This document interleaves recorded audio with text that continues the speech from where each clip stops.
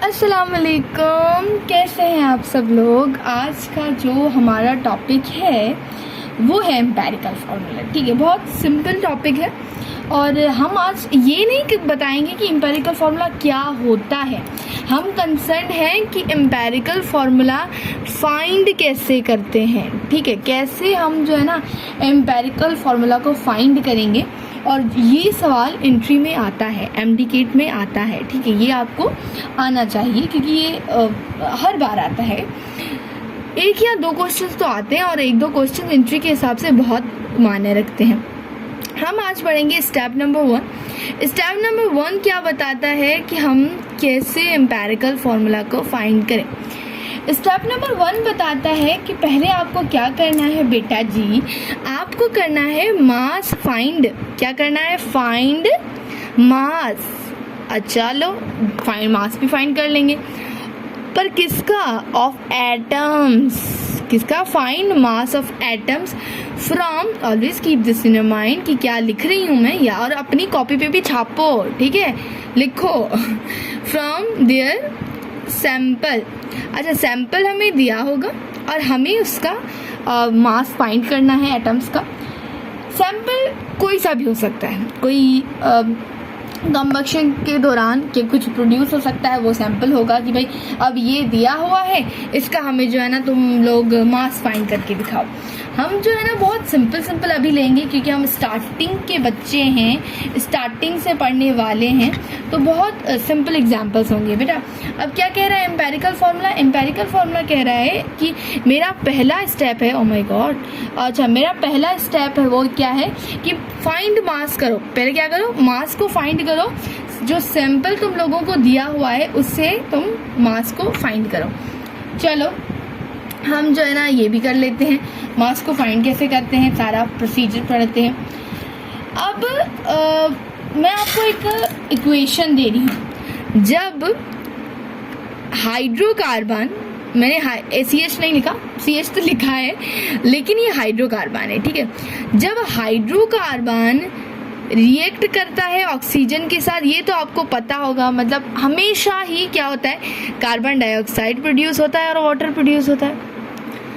ठीक है, आपको पता है। अब सवाल देने वाला बड़ा शातिर है, वो क्या करेगा? वो कहेगा कि ये सैंपल है तुम लोगों का और ये सैंपल है।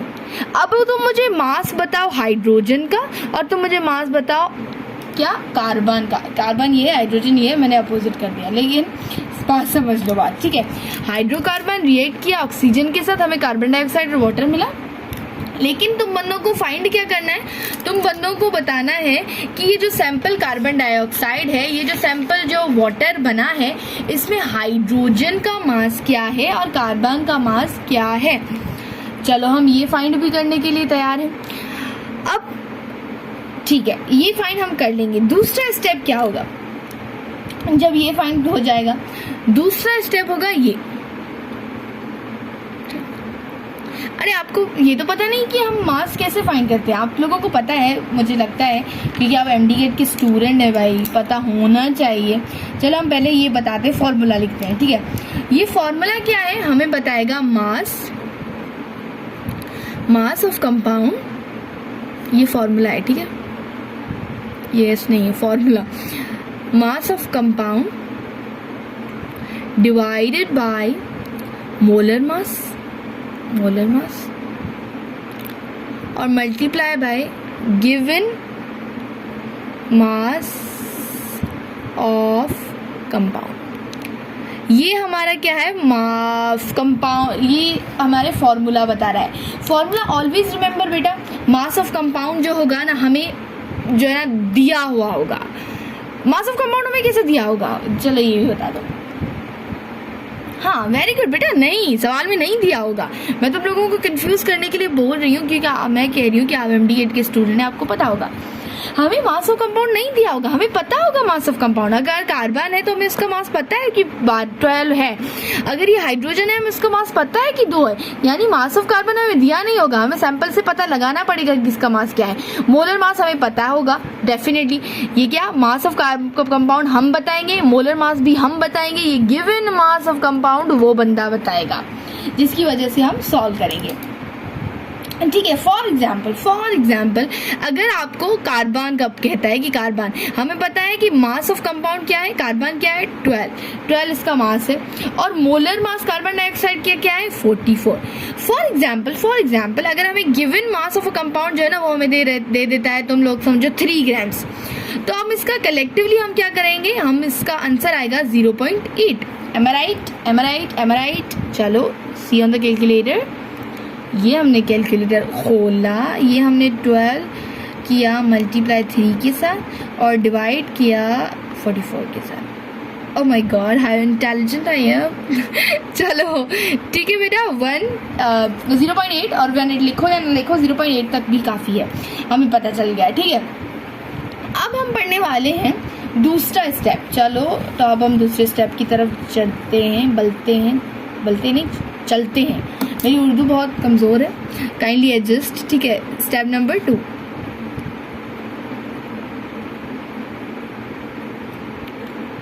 स्टेप नंबर 2 बच्चा बाड़ी, स्टेप नंबर 2 क्या है? स्टेप नंबर 2 हमें बताता है कि कन्वर्ट, ठीक है, क्या करना है, convert these masses into percentage। convert these masses into percentage। बेटा कभी एग्जाम्स दिए हैं, ठीक है, उस एग्जाम्स में क्या होता है कि टोटल मार्क्स होते हैं। आपको पता है कि इतने एग्जाम्स, हमने इतने पेपर्स दिए, इन सब का ये जो है ना टोटल मार्क्स है, टोटल मार्क्स आपको पता होते हैं, और फिर आपने जो कारनामा किया होता है वो आपके मार्क्स होते हैं, यानी ऑब्टेन्ड मार्क्स, आपने कितने लिए वो कारनामे वाले मार्क्स, और फिर हम परसेंटेज फाइंड करते हैं। अब फॉर एग्जाम्पल टोटल मार्क्स जो है ना, आपको पता है कि जो हमने 7 पेपर दिए हैं, उनके में से 700 टोटल मार्क्स हैं। ठीक है, फॉर एग्जाम्पल आप बड़े होशियार बंदे हो, अगर हो तो ठीक है, वैसे मैं तो नहीं हूँ, अगर आप बड़े होशियार बंदे हो, आपने लिए हैं, जस्ट टेक एन एग्जाम्पल 600, ठीक है, ये भी बड़ा है 600, और आपने परसेंटेज फाइंड करनी है, मतलब मल्टीप्लाई करना है 100 के साथ। ये 0 0 में कैंसिल, ये डिवाइड हो जाएगा, और हमारा ये जो परसेंटेज आएगी वो आएगी 85%, मुझे लगता है। चलो ये भी कैलकुलेटर पे कर देते हैं, कोई बात नहीं। क्या है 600 multiply by 100 is equals to this divided by कौन सा 700, 85। ओके, हमें पता चल गया कि हमने इस मासेस को परसेंटेज में फाइंड करना है, और आपको पता है परसेंटेज ऐसे ही फाइंड की जाती है। इसका फॉर्मूला अगर मैं फिर से आपको बताऊं, लिखूं, तो बेटा इसका फॉर्मूला ये है। अब वो रेड पेन से लिखेंगे हम फॉर्मूला। चलो, इसका फॉर्मूला क्या होगा, मास of compound, mass of element, जो एलिमेंट लिखो कंपाउंड लिखो तुम्हारी मर्जी है, और फिर मास ऑफ सैंपल जो हमें दिया होगा टोटल सैंपल, और फिर ये हमारा पता है 100 से मल्टीप्लाई। इस तरह हम परसेंटेज फाइंड कर लेंगे दूसरे स्टेप में। अब चलते हैं, बढ़ते हैं तीसरे स्टेप की तरफ। स्टेप नंबर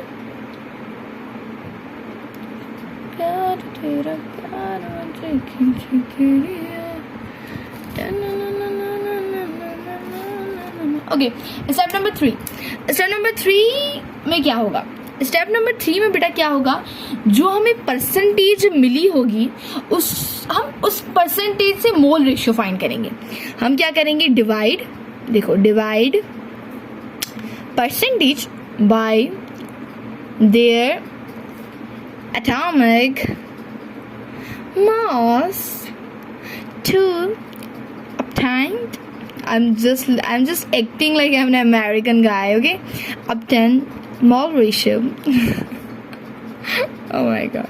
चलो, divide percentage by the atomic mass to obtain mole ratio, यानी हमें मोल रेशियो को फाइंड करना है, मोल रेशियो का पता लगाना है। और आपको पता है, अगर नहीं पता तो मैं बताती हूँ कि मोल रेशियो बेटा फाइंड करने का फॉर्मूला कुछ इस तरह से होता है।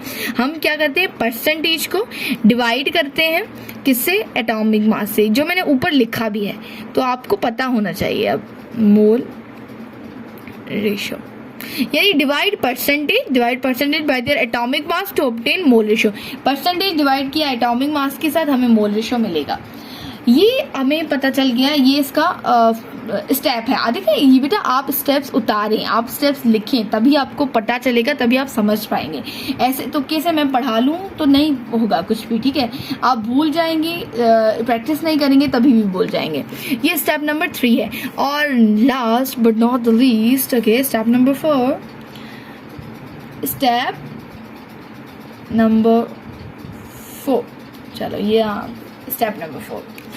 स्टेप नंबर 4 बड़ा आसान है, बड़ा इजी है। इसके बाद हमें एम्पेरिकल फार्मूला मिल जाता है। स्टेप नंबर 4 में बेटा क्या होता है, यहाँ पे जो हमें मोल रेशियो मिलता है, चलो मैं लिखती हूँ, यहाँ से जो हमें मोल रेशियो मिला उसको डिवाइड करना है। डिवाइड द मोल रेशियो, हम दीज लिखेंगे क्योंकि यहाँ से हमें 1 मोल रेशियो नहीं मिलेगा, हमें 2 मिलेंगे या कभी कभार 3 भी मिलेंगे। डिवाइड दीज मोल रेशियो, ठीक है, mole ratio by least ratio. अब देखो लीस्ट रेशियो से डिवाइड करना है, पर वो अपने हमें मिला कहाँ से, डिवाइड, क्या लिखा है, divide these mole ratio two least ratio two obtain quotient number. If I'm mistaken in this spelling, it's fine, आप सही कर लीजिएगा, ठीक है। चलो क्या करना है कि डिवाइड करना है इस मोल रेशियो, जो हमें यहाँ थर्ड स्टेप से मोल रेशियो मिला, इसको हमने डिवाइड करना है लीस्ट रेशियो से। बेटा याद रखिएगा, जो मोल रेशियो मिला है ना वो भी यहाँ से मिलेगा हमें स्टेप नंबर 3 से, और जो लीस्ट रेशियो मिलेगा वो भी स्टेप नंबर 3 से मिलेगा। अब हम सवाल की तरफ बढ़ते हैं। अब स्टेप इसमें तो आपको पता चल गया ना कि हमें जो मोल रेशियो मिला, हमने रखा मोल रेशियो, उसके साथ हमें डिवाइड करना है लीस्ट रेशियो के साथ, और लीस्ट रेशियो के साथ जब हम डिवाइड करेंगे तो हमें मिल जाएगा एम्पेरिकल फॉर्मूला। चलो अब हम एक न्यू पेज की तरफ बढ़ते हैं और सवाल लिखते हैं और वो सॉल्व करते हैं। चलो बेटा अब जो है ना वो हम एक क्वेश्चन लिखने वाले हैं। बेटा याद रखिएगा, मैंने पहले भी बताया कि एमडीकेट में के जो सवाल होते हैं वो आपसे डायरेक्ट परसेंटेज से पूछते हैं, इतने वो बेटा वांदे हैं नहीं, ठीक है। वो जो आपको मास भी कहें, क्योंकि उनको पता है, आपकी बेचारों की इमोशंस को समझते हैं कि हमारी मैथमेटिक्स आपकी बहुत अच्छी है, आप इतना टाइम लगा लेंगे, तो वो हम ऐसे लिखते हैं। क्वेश्चन मैं देती हूँ, अगर कोई अननोन हाइड्रोकार्बन है, अपनी कॉपी पे लिखें, अननोन हाइड्रोकार्बन है जो कंटेन करता है, परसेंटेज कौन सी लिखूं, चलो आपकी मर्जी से लिखती हूँ, 70%। अननोन हाइड्रोकार्बन है जो कंटेन करता है 70% कार्बन, 70% ऑफ कार्बन। अब फाइंड एम्पेरिकल फार्मूला। मैंने सिर्फ कार्बन दिया, मैंने हाइड्रोजन की बात नहीं की, मैंने ऑक्सीजन की बात नहीं की, लेकिन हम फाइंड तो सब करेंगे बेटा। अब इसकी इक्वेशन में लिखूं पहले, कहता है अननोन हाइड्रोकार्बन कंटेन इतना परसेंटेज ऑफ कार्बन। चलो हमने किया हाइड्रोकार्बन, इसको जो है ना हमने हीट किया ऑक्सीजन के प्रेजेंस में, हमें कार्बन डाइऑक्साइड और हमें वाटर मिला। इस स्टेप नंबर 1 को रिकॉल करो, पता है क्या वो था उसमें हमने क्या फाइंड किया था, हमने मास फाइंड किया था, लेकिन अब हम मास फाइंड नहीं करेंगे क्योंकि हमें मास ऑलरेडी, हमें परसेंटेज दी हुई है बेटा। उसमें हमने क्या किया, हमने मास फाइंड करके फिर परसेंटेज फाइंड की, तो यानी इसमें हम कुछ भी नहीं करेंगे, हमने दोनों स्टेप छोड़ देने हैं। हम स्टेप नंबर 3 से स्टार्ट करेंगे क्योंकि हमें परसेंटेज दी हुई है। अब हम स्टेप नंबर 3 में क्या करेंगे, हम कहेंगे कि चलो 70% हमें दिया हुआ है, हमें पता रहा है 70% है कोई चीज़, हमने 70% लिख लिया। चलो अब हमें कार्बन की बात कर रहा है, तो यानी हम क्या, अब याद है वो था ना, divide percentage bye atomic mass. अब हमें 70% दिया हुआ है, एटॉमिक मास कार्बन का हम लिखेंगे 12, और फिर हमने लिखना है आंसर। अब क्या होगा, अगर आप जो है ना 70 को, चलो कैलकुलेटर पे करते हैं, 70 डिवाइडेड बाय 12 हमने किया तो आंसर आएगा हमारा 5.833। ये हमारा क्या है, आंसर आ गया किसका, ये हमारा आंसर आ गया। ये जो है ना बेटा हमारा आंसर आया है कार्बन का, ठीक है, कार्बन का हमें पता चल गया। अब एक और बात, आपको पता है, मैंने पहले भी बताया कि परसेंटेज हमेशा 100 होती है, इतनी कम नहीं होती।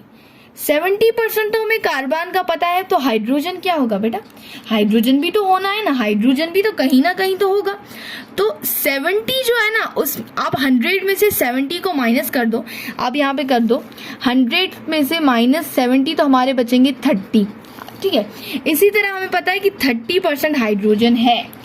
इसी तरह हम क्या लिखेंगे, हम यहाँ पे लिखेंगे 30 हाइड्रोजन, 30% हाइड्रोजन। हाइड्रोजन का फिर हम क्या करेंगे, एटॉमिक मास से डिवाइड करेंगे। अब हाइड्रोजन का जो हमारा एटॉमिक मास होगा वो 1 होगा। जब आप 30 को इसके साथ डिवाइड करेंगे तो आंसर क्या आएगा? हाँ भाई बड़ा मुश्किल है, कर लो कैलकुलेटर पे कर लो, हाँ मेरी तरह। चलो बेटा 30 के साथ 1 को हम डिवाइड करेंगे तो 30 ही आएगा, ठीक है। आप सबको पता है, मुझे पता है आप बहुत होशियार लोग हैं। हमें पता चल गया कि भाई कार्बन ये है और हाइड्रोजन ये है। अब स्टेप खत्म नहीं होता, मैंने आपको 4 स्टेप पढ़ाए, यानी हम चौथे स्टेप की तरफ बढ़ेंगे। और चौथा स्टेप क्या था, याद है आप तो को? किसी को याद है? हाँ बेटा आप तो बड़े होशियार लगे हुए हैं, मैं भी आपको अंडर एस्टिमेट कर रही हूँ मेरी तरह। चलो आपको पता है स्टेप नंबर 4 में क्या होना है। स्टेप नंबर 4 में हमने दोनों ही लेने हैं। हम लिखेंगे यहाँ पे पहले 5.83 और ये कार्बन की बात की जा रही है, और यहाँ पे हम लिखते हैं फॉर एग्जांपल 30 और ये हमारी हाइड्रोजन की बात की जा रही है। हमने दोनों ही लिख लिए। चौथे स्टेप में क्या था आपको याद है? जोन दोनों में से जो लीस्ट होगा वो दोनों के साथ डिवाइड होगा, और लीस्ट क्या है? लीस्ट हमारा है 5.83 दोनों के साथ डिवाइड कर रहा है। आपको पता है 5.83 यहाँ पे 1 टाइम लगेगा, यानी हमारा 1 आंसर आ जाएगा। और अगर हम 30 को डिवाइड करते हैं 5.83 के साथ, तो हमारा आंसर आएगा, क्या आ रहा है बेटा? हाँ 5.1, यानी 5 राउंड ऑफ करो तो 1 का आपको पता है 5। अब इसका एम्पेरिकल फॉर्मूला क्या होगा? इसका एम्पेरिकल फॉर्मूला कुछ इस तरह होगा, ये C, ये H, C1 है, लिखने की ज़रूरत नहीं, H5, ये है हमारा एम्पेरिकल फॉर्मूला। इसमें हमने सिर्फ 2 स्टेप्स किए हैं। क्यों किए? क्योंकि हमें परसेंटेज बता रहा है। परसेंटेज बेटा अगर बताई जाए ना तो उसके बाद चीज़ें बहुत आसान हो जाती हैं। आपको परसेंटेज दे देता है और सिंपली फाइंड करते हैं। अब हम दूसरा क्वेश्चन करते हैं जिसपे हमें परसेंटेज नहीं दी जाएगी, हमें एटॉमिक मास से ही चीज़ों को फाइंड करना है, ठीक है। चलो दूसरे पेज पे पढ़ते हैं।